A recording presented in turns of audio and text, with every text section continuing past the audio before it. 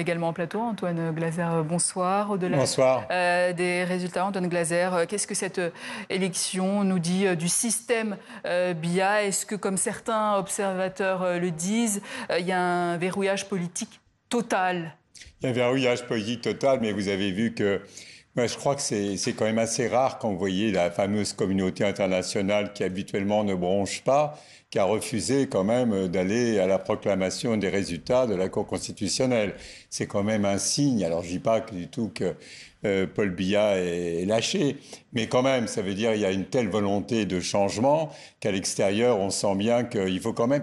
Les gens ne connaissent pas l'histoire, mais il faut savoir que le nord du pays a pendant très longtemps, du temps justement du président Amadou Ahidjo, qui est un peu, qui est comme Issa Chiroma, qui est un peu son successeur, comme ça, c'est vrai que c'est assez important.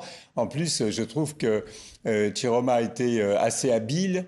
On s'est passé entre les lignes, mais il a par exemple dit que s'il arrivait au pouvoir, il reviendrait sur le fédéralisme. Ça veut dire qu'il fait un clin d'œil aux régions anglophones du pays. Ça veut dire peu de gens croyaient en lui au départ, mais maintenant il y a une telle volonté de changement qu'on sent il y a une sorte de ralliement, et pas simplement dans le nord du pays, même si le nord, entre le nord et puis le Douala, ça représente quand même plus de 50% de la population du pays. Donc je veux dire, on sent petit à petit en dehors, effectivement, ce que nous a dit le chercheur, là, il avait raison sur le fait que les autres chefs des partis politiques étaient un peu... ont bien vu que Chiroma a bien joué quelque part. Mais c'est un homme qui a fait quand même 6 ans de prison en 1984. Je veux dire, c'est quelqu'un qui a quand même de la bouteille, qui connaît bien le pays. Et donc là, il y a un bras de fer. Et la vraie question, c'est qu'est-ce que vont faire les forces de sécurité? Bon, il y a la brigade d'intervention rapide des Israéliens, mais elle peut pas, c'est pas elle qui peut, elle peut, elle, assurer la sécurité présidentielle, mais c'est pas elle qui peut gérer l'ensemble du pays. Est-ce qu'on peut tout de même penser qu'il y a des signaux de renouvellement possibles à moyen terme? Ben, c'est assez...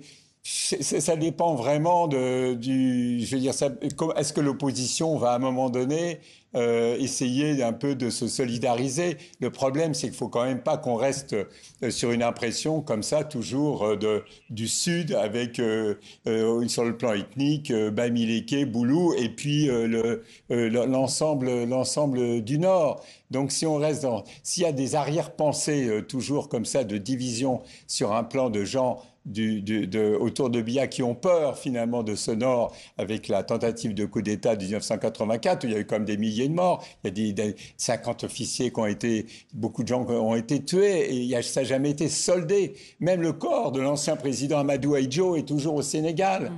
Donc il y a, à mon avis, il y a un soubassement dans ce pays qui est quand même... il y a des arrière-pensées anciennes qui peut venir très compliqué pour le président Paul Biya ou son entourage. Je veux dire, le puissant secrétaire général Ngo, qui est le premier secrétaire général au Cameroun à avoir la signature. Avant, les secrétaires généraux de la présidence n'avaient pas la signature. Il a la signature. Donc, c'est des hommes qui sont quand même devenus extrêmement puissants et qui n'ont pas l'intention de céder le pouvoir.